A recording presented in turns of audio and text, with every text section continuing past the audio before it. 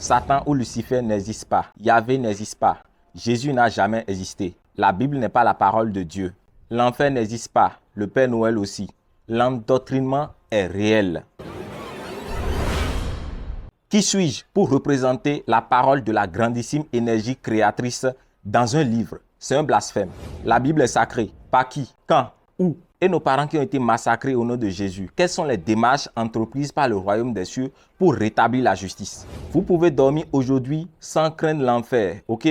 L'esprit ne meurt pas. Après votre mort, vous irez dans le rang des ancêtres pour une réincarnation, une ascension ou une régression.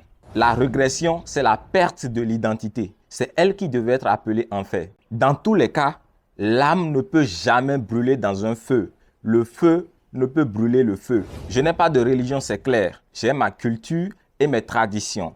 Ne collez plus jamais le mot religion à nos cultes. C'est une abomination. Yahvé est un être sanguinaire qui approuve l'esclavage. Exode 21, versets 7 à 11. Jésus est un personnage fictif qui a profité le christianisme pendant des siècles. N'entrez pas dans le déni. Ne vous interdisez pas de réfléchir. Quand vous tombez sur mes vidéos, suivez le raisonnement. Suivez le raisonnement. Je sais qu'il y a des gens qui ont la flemme de se servir de leur cerveau. Ça, je le sais déjà. Ils évitent mes vidéos. Ils s'interdisent de remettre en cause leurs croyances. Bref, revenons à ce Jésus. Il n'a pas de date de naissance. Il n'a pas de père fixe. Sa mère est tombée enceinte étant vierge d'un esprit issu d'une famille composée uniquement de masculins. Père, Fils, Esprit Saint. On n'a pas connaissance de son enfance. Il a disparu des radars pendant 18 ans, c'est-à-dire depuis qu'il a 12 ans jusqu'à ses 30 ans. On n'a aucune idée de là où il est resté, de ce qu'il a fait. Pourtant, sa venue était prédite, entre griffes. Il était une star de son époque. Je parle de Jésus, il était une star de son époque. Bon, entre griffes. Pourtant, aucun de ses contemporains n'a parlé de lui.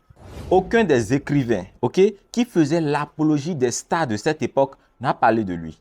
Bon, ceux qui l'ont fait, c'est bien après. Et en plus, c'est sous la pression des pères de l'Église. On dit que c'est un être divin, mais sa divinité a été décidée à un concile. Plusieurs papes ont nié son existence. J'ai déjà parlé de ça ici une fois. Il existe plusieurs incohérences dans le seul livre qui parle de son vécu. Par exemple, Nazareth qui n'existait pas encore au temps de Jésus. Bref, même une émission de 3 heures de temps, ne me suffira pas pour relever les points qui disqualifient l'existence de Jesus. Je reviens.